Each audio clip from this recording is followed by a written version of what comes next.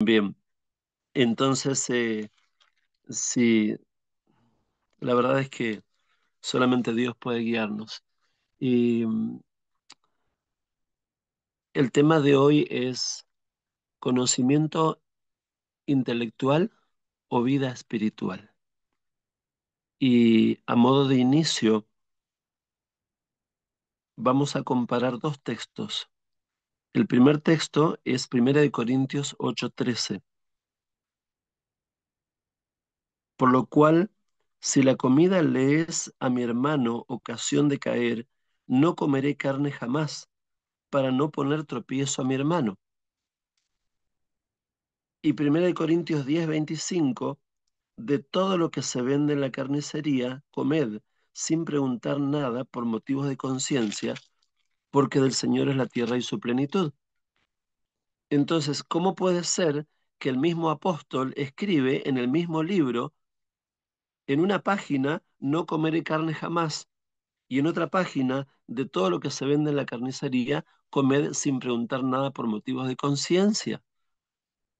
Entonces, realmente llama la atención más para aquellos que somos vegetarianos. Yo soy vegetariano de toda la vida y de repente encontrar estos dos textos y decimos, bueno, ahora, ¿qué hacemos? ¿Cómo lo entendemos? Y vamos a comenzar leyendo desde el versículo 1, 1 capítulo 8, el versículo 1. En cuanto a lo sacrificado a los ídolos, ahí está el título, de qué está hablando, de qué tipo de comida está hablando, de la comida sacrificada a los ídolos. Estamos hablando en el contexto de que la carta de Pablo está escrita a los corintios. Los corintios era un pueblo que no era judío, era pagano. Y los cristianos que habían allí estaban rodeados de un ambiente pagano e idólatra. Por eso Pablo les escribe a ellos y les dice, 1 Corintios 8:1, en cuanto a lo sacrificado a los ídolos, sabemos que todos tenemos conocimiento. El conocimiento envanece, pero el amor edifica. Aquí muchas veces hay un problema con el conocimiento, porque el conocimiento envanece, es lo que dice allí. Y está hablando del conocimiento espiritual. Si alguno se imagina que sabe algo, dice el versículo 2, aún no sabe nada como debe saberlo, pero si alguno ama a Dios, es conocido por él. Acerca pues de las viandas que se sacrifican a los ídolos, sabemos que un ídolo nada es en el mundo y que no hay más que un Dios. O sea, a ver, los ídolos no existen. Son pedazos de piedra, pedazos de yeso, pedazos de madera, no son nada. Entonces la carne ofrecida a los ídolos no sería nada, teóricamente. Ese es un tipo de pensamiento. Y miren lo que dice el 5, pues aunque haya algunos que se llamen dioses, sea en el cielo o en la tierra, como hay muchos dioses y muchos señores, para nosotros, sin embargo, solo hay un Dios, el Padre. Punto. Y esto es algo tan esencial de saber. Para nosotros, sin embargo, solo hay un Dios, el Padre, del cual proceden todas las cosas y nosotros somos para Él. Y un Señor, Jesucristo, por medio del cual son todas las cosas y nosotros por medio de Él. Pero no en todos hay este conocimiento. O sea, no todos tienen esa fe que nosotros tenemos. Porque algunos, habituados hasta aquí a los ídolos, comen como sacrificado a los ídolos y su conciencia, siendo débil, se contamina. Claro, el cristiano proveniente de los judíos, que entendía que hay un solo Dios y que los demás dioses así llamados en realidad no existen, entonces él decía, bueno, la carne ofrecida a los ídolos no es nada, porque está ofrecida a nadie, porque los ídolos no existen, entonces yo me la como. En cambio, el cristiano proveniente de los paganos, él decía, no, si yo estoy comiendo la carne ofrecida a los ídolos, estoy adorando a los ídolos. Y había un problema ahí. Versículo 8. Si bien la vianda no nos hace más aceptos ante Dios, pues ni porque comamos seremos más, ni porque no comamos seremos menos. Pero mirad que esta libertad vuestra no venga a ser tropezadero para los débiles. ¿Cuál es la libertad nuestra? La libertad de los que creemos que hay un solo Dios verdadero, que es el Padre Celestial, y un solo Señor, que es nuestro Señor Jesucristo, según 1 Corintios 8:6. Mirad, versículo 9, que esta libertad vuestra no venga a ser tropezadero para los débiles. Porque si alguno te ve a ti que tienes conocimiento del único Dios verdadero, sentado a la mesa en un lugar de ídolos, claro, porque el que dice los ídolos no son nada, yo me voy a sentar y voy a comer porque los ídolos no representan a nadie, entonces yo me los como, esa comida. Si alguno te ve a ti que tienes conocimiento, sentado a la mesa en un lugar de ídolos, la conciencia de aquel que es débil no será estimulada a comer de lo sacrificado a los ídolos. Claro, el cristiano proveniente del paganismo va a decir, wow, si ese cristiano que viene del judaísmo está comiendo, significa entonces que yo también puedo adorar a los dioses y a los ídolos. Y entonces va a ser piedra de tropiezo para que el otro entre en idolatría. Versículo 11. Y por el conocimiento tuyo se perderá el hermano débil por quien Cristo murió. De esta manera, pues pecando contra los hermanos e hiriendo su débil conciencia, contra Cristo pecáis. Por lo cual, si la comida, está hablando de la comida ofrecida a los ídolos, si la comida le es a mi hermano ocasión de caer, no comeré carne jamás para no poner tropiezo a mi hermano. No significa que Pablo fuese vegetariano. Significa que Pablo jamás iba a comer de la carne ofrecida a los ídolos. Ahora, vamos a el capítulo 10, retoma el tema. En el capítulo 10, versículo 23. No todo dice, todo me es lícito, pero no todo conviene. Todo me es lícito, pero no todo edifica. Estoy leyendo 1 Corintios 10, 23. Y el 24 dice, ninguno busca su propio bien, sino el del otro. Y ahora el texto, de todo lo que se vende en la carnicería, comed sin preguntar nada por motivos de conciencia, porque el Señor es la tierra y su plenitud. Wow, ¿y acá qué pasó? Sigue hablando de la comida ofrecida a los ídolos. A ver, Pablo no se iba a ir a sentar a un lugar de ídolos a comer la comida sacrificada a los ídolos. Él decía, yo de esa carne no voy a comer jamás. Pero ¿qué pasaba? Lo que sobraba en los pueblos, en los países paganos, de los, donde se ofrecía las carnes, los animales a los ídolos, todo lo que sobraba lo vendían a las carnicerías y ahora el cristiano tenía un problema. El cristiano iba a la carnicería y tenía que decir, a ver, ¿cuál carne es ofrecida a los ídolos y cuál no? Y bueno, y lo ponían en un aprieto al carnicero para saber y acordarse de dónde consiguió cada carne. Versículo 27. Si algún incrédulo os invita y queréis ir, de todo lo que se os ponga delante, comed sin preguntar nada por motivos de conciencia. Recuerden, no está hablando de animales inmundos o animales limpios. Está hablando de animales ofrecidos a los ídolos, ¿o no? Mas si alguien os dijere, versículo 28, esto fue sacrificado a los ídolos, no lo comáis por causa de aquel que lo declaró y por motivos de conciencia, porque del Señor es la tierra y su plenitud. Y no solamente las carnes ofrecidas a los ídolos, también los vegetales ofrecidos a los ídolos. Yo me acuerdo cuando una vez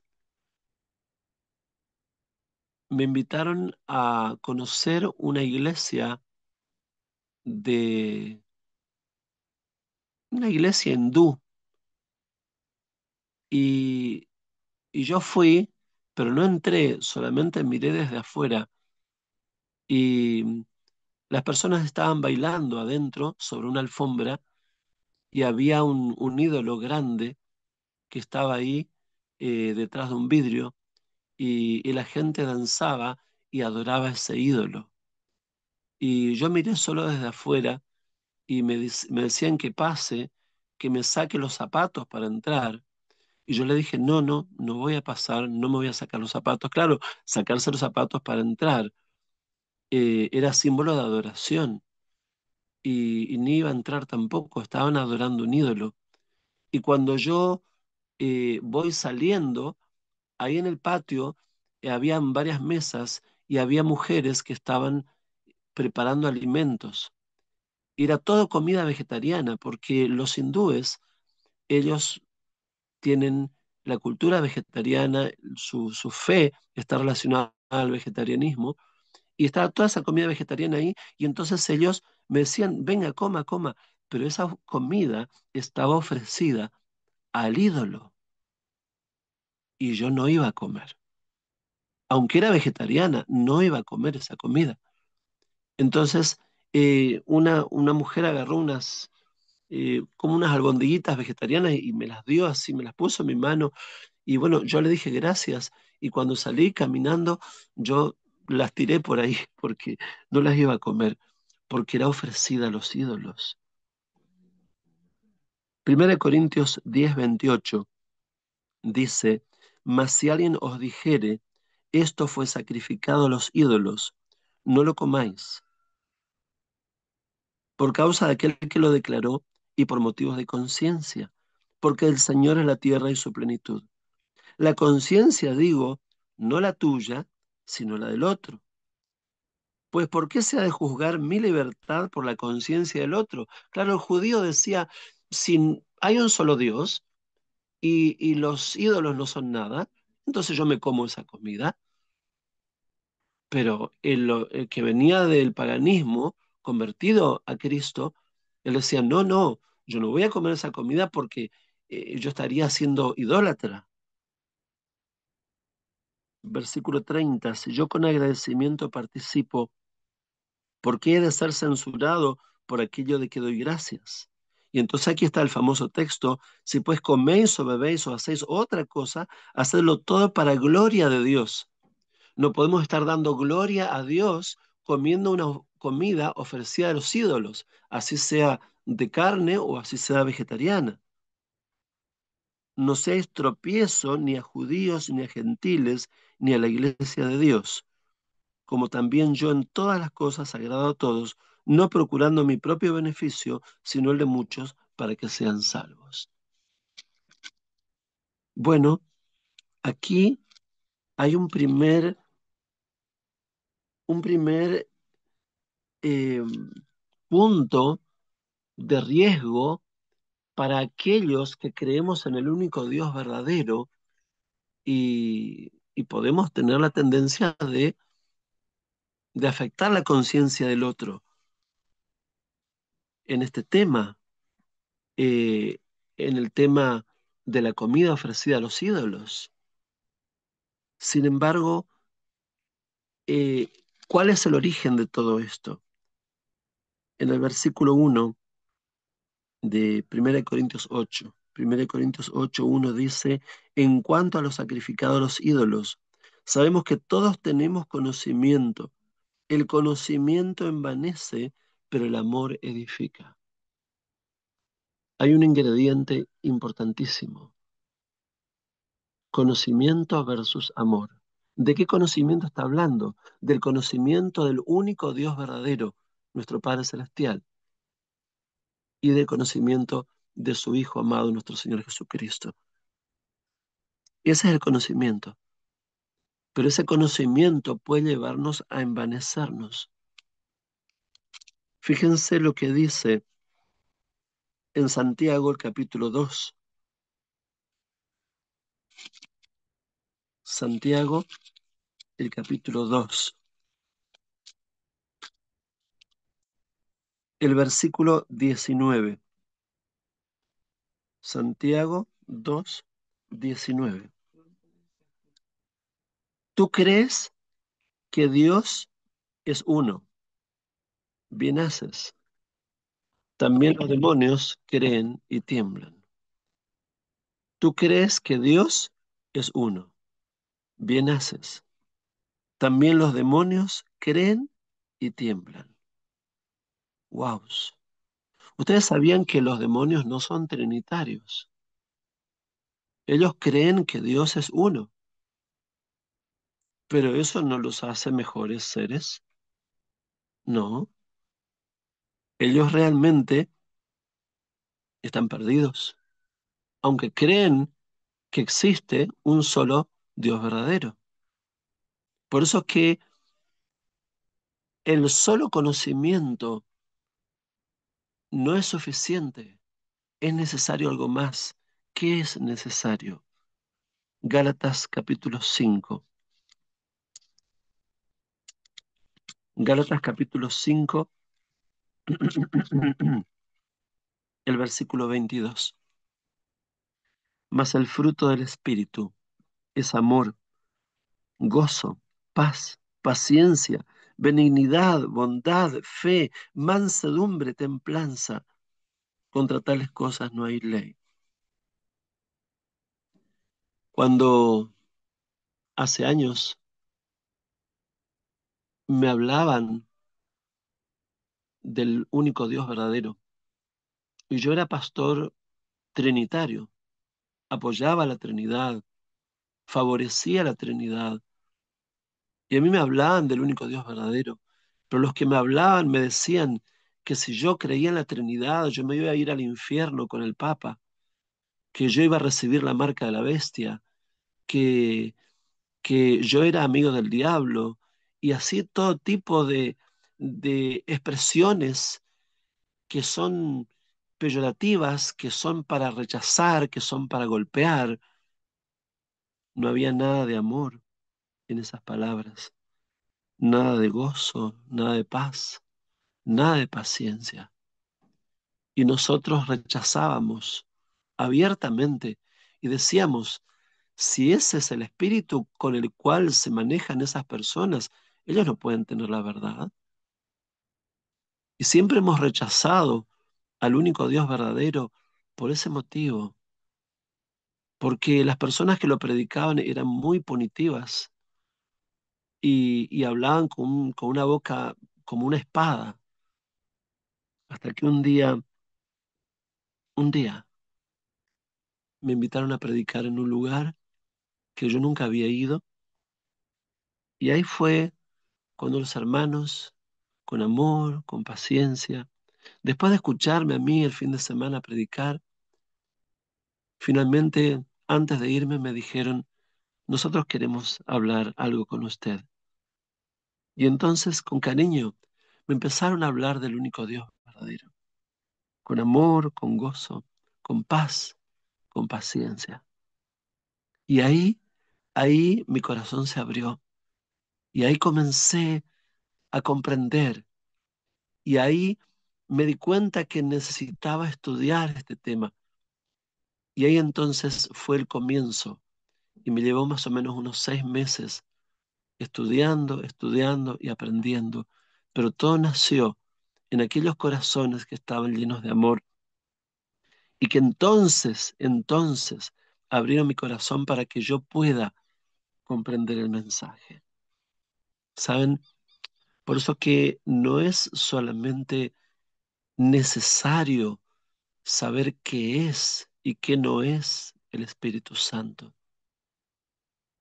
Sí es necesario saber, es muy necesario saber, nosotros lo sabemos, qué es y qué no es, pero no termina ahí.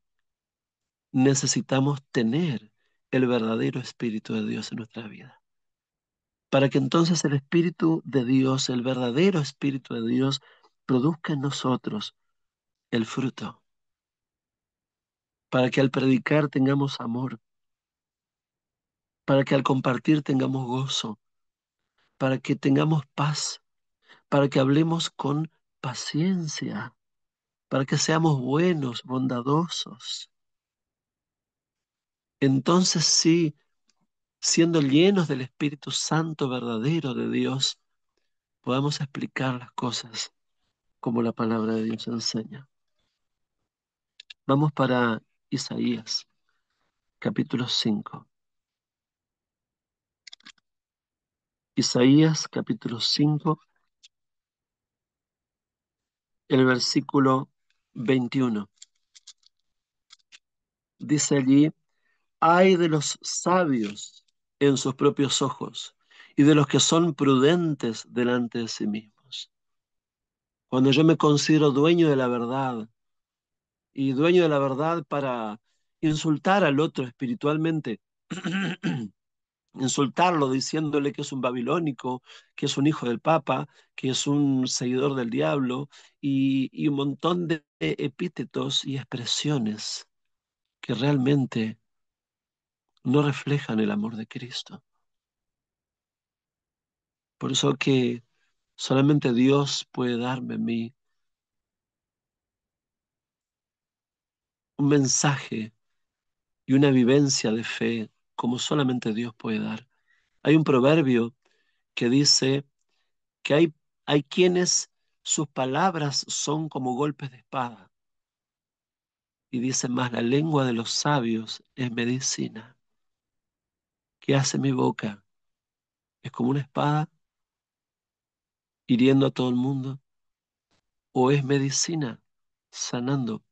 Sí sé que a veces es necesario, como dice el deseo de todas las gentes, que había lágrimas en los ojos de Jesús cuando él expresaba sus duras reprensiones. Hay momentos para reprender con lágrimas en los ojos como lo hacía Jesús, con cariño, con amor, pero realmente llenos del Espíritu Santo verdadero de Dios. Vamos para Romanos, el capítulo 2.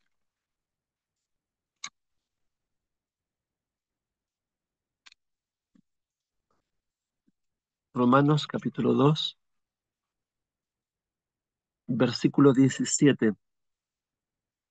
He aquí tú tienes el sobrenombre de judío y te apoyas en la ley y te glorías en Dios y conoces su voluntad e instruido por la ley apruebas lo mejor y confías en que eres guía de los ciegos, luz de los que están en tinieblas, instructor de los indoctos, maestro de los niños, que tienes en la ley la forma de la ciencia y de la verdad. Tú pues, que enseñas a otro, ¿no te enseñas a ti mismo? Tú que predicas que no se ha de hurtar, ¿hurtas? Tú que dices que no se ha de adulterar, ¿adulteras? Tú que te jactas de la ley, con infracción de la ley deshonras a Dios. Como está escrito, el nombre de Dios es blasfemado entre los gentiles por causa de vosotros. ¡Wow! ¡Qué tremendo! ¡Qué tremendo!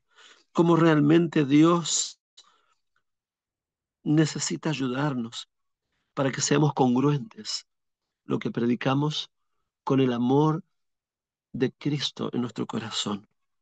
Que no sea solamente la teoría de la verdad, la teoría sin vida, sino que realmente haya vida espiritual en nosotros. Miren, hay una cita de testimonios para la iglesia, el tomo 2, la página 202, y ella le escribe a un hombre y le escribe esto: se ha sentido demasiado satisfecho con la teoría, con un cuerpo doctrinal correcto, pero no ha sentido la necesidad del poder de Dios. Ha descuidado la parte espiritual de la religión. Todo su ser debería clamar por el Espíritu de Dios, la vida y el poder de la religión en el alma, lo que conduciría a la crucifixión del yo y a una firme confianza en su Redentor. Y tristemente, que no sea mi problema, que no sea el problema tuyo, que no sea el problema nuestro, pero hay casos así. Se ha sentido demasiado satisfecho con la teoría, con un cuerpo doctrinal correcto, pero no ha sentido la necesidad del poder de Dios. Ha descuidado la parte espiritual de la religión. Impresionante. Cómo realmente necesitamos la obra de Dios en nuestra vida. Es como un motor 0 kilómetro, un motor perfecto, con todas las piezas perfectas. Yo lo pongo en marcha y se pone en marcha, pero a los pocos minutos se funde el motor. ¿Y por qué se fundió si estaba todo perfecto? Pues porque no tenía aceite. El motor estaba perfecto, arrancó y todo, pero no tenía aceite y empezó a friccionar y finalmente calentó y se fundió. Así es el cristiano que tiene un cuerpo doctrinal correcto, pero no tiene el aceite del Espíritu Santo de Dios. Y entonces empieza a friccionar donde quiera que va y funde todo lo que encuentra, porque le falta el Espíritu de Cristo en su vida. Por eso que voy a leer Filipenses capítulo 3. ¿Qué texto este?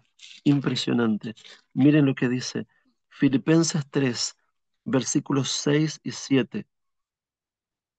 Dice el apóstol Pablo en Filipenses 3, 6 y 7, en cuanto a celo, perseguidor de la iglesia, en cuanto a la justicia que es en la ley, irreprensible. Pablo era irreprensible, él era totalmente, todo lo que él sabía, él lo cumplía. Versículo 7, pero cuantas cosas eran para mi ganancia, las he estimado como pérdida por amor de Cristo. Y ciertamente aún estimo todas las cosas como pérdida por excelencia del conocimiento de Cristo Jesús, mi Señor, por el cual lo he perdido todo y lo tengo por basura para ganar a Cristo. Claro, él guardaba la ley en forma perfecta mientras perseguía a los cristianos y los hacía encarcelar y matar. Y él pensaba que estaba sirviendo a Dios de esa manera. Pero cuando él se encuentra con Cristo, mejor dicho, cuando Cristo se encuentra con él, cuando Cristo salió a su encuentro y le dijo, Saulo, Saulo, ¿por qué me persigues? Ahí él se dio cuenta que realmente estaba totalmente equivocado. ¿Y cuánto necesitamos nosotros tener el mismo encuentro que Saulo de Tarso tuvo con Cristo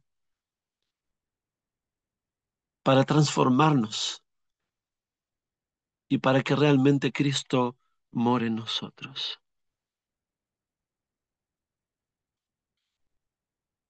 Miren cómo fueron transformados los discípulos. En primera de Juan, el capítulo 1. Primera de Juan, el capítulo 1, en el versículo 1 dice lo que era desde el principio, lo que hemos oído, lo que hemos visto con nuestros ojos, lo que hemos contemplado y palpar nuestras manos tocante al verbo de vida. Versículo 3, lo que hemos visto y oído, eso os anunciamos, para que también vosotros tengáis comunión con nosotros, y nuestra comunión verdaderamente es con el Padre y con su Hijo Jesucristo. ¿Quién era Juan, el que escribe estas palabras? ¿Quién era? Juan y Santiago fueron llamados por Cristo los hijos del trueno, porque eran duros, eran muy duros, no tenían el Espíritu de Cristo. Sin embargo, Juan se acercó tanto a Jesús, tan unido a Jesús, tanto él estaba cerca de Jesús, unido a él, aprendiendo de él, bebiendo de él, recibiendo el Espíritu de Cristo, que de hijo del trueno, él llegó a ser llamado el discípulo amado. Y nosotros también debemos ser así, pasar de ser hijos del trueno, duros, chocantes, a ser discípulos amados, que con el entrañable amor de Cristo podamos hablar y presentar la verdad tal como es en Jesús, sin omitir nada, pero llenos del Espíritu de Cristo.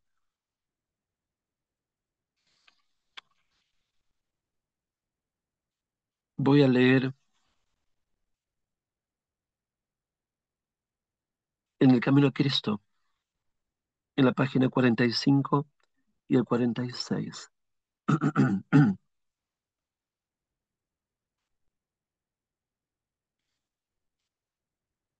Camino a Cristo, página 45 y 46. Dice, ojalá que todos aquellos que no han decidido seguir a Cristo pudieran comprender que Él tiene algo muchísimo mejor que ofrecerles que cuanto están buscando por sí mismos.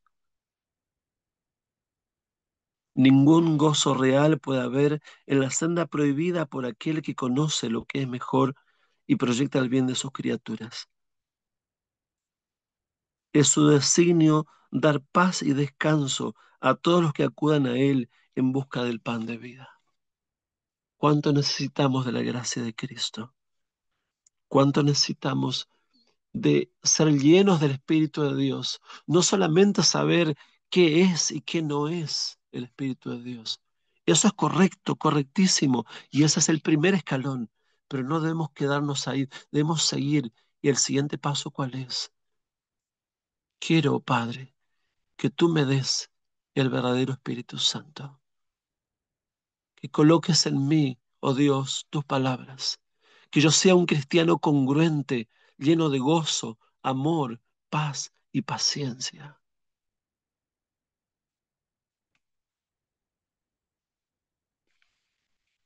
Y termina la cita diciendo, la vida verdadera y gozosa del alma consiste en que se forme en ella Cristo, la esperanza de gloria. Vamos a leer dos textos para concluir. Primera de Corintios, Segunda de Corintios, el capítulo 3.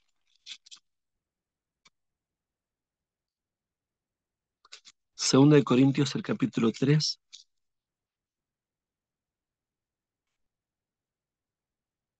el versículo 17. Porque el Señor es el Espíritu, y donde está el Espíritu del Señor, haya libertad. ¿Cómo lo logramos? ¿Cómo? Por tanto, versículo 18, nosotros todos, mirando a cara descubierta como en un espejo la gloria del Señor, somos transformados de gloria en gloria en la misma imagen como por el Espíritu del Señor. Oremos. Jesús le dijo a Pedro y a los apóstoles, a los discípulos, le dijo, velad y orad para que no entréis en tentación. El espíritu está dispuesto, pero la carne es débil. Entonces necesitamos orar. Y dice Jesús que si oramos, el Padre está dispuesto a dar su espíritu a nosotros. El último texto, Isaías, el capítulo 26. Isaías, el capítulo 26. Esto es lo que el Señor anhela en nuestras vidas. Isaías 26, el versículo 9, con mi alma te he deseado en la noche, y en tanto que me dure el espíritu dentro de mí, madrugaré a buscarte, porque luego que hay juicios tuyos en la tierra, los moradores del mundo aprenden justicia. Madrugaré a buscarte. Toda situación en nuestra vida es una invitación a orar, a pedir que realmente Dios sea el que obra en nuestra vida y que seamos fuente de bendición porque estamos llenos de su verdadero Espíritu Santo. Y el último texto, el versículo 3, Isaías 26, 3. Tú, tú guardarás en completa paz. ¿A quién? A aquel cuyo pensamiento en ti persevera, porque en ti ha confiado. Que realmente, mis hermanos, no tengamos solo conocimiento intelectual de la palabra, sino que el Señor coloque en nosotros vida espiritual, que estemos vivos espiritualmente, llenos de su presencia. Dios nos bendiga. Amén.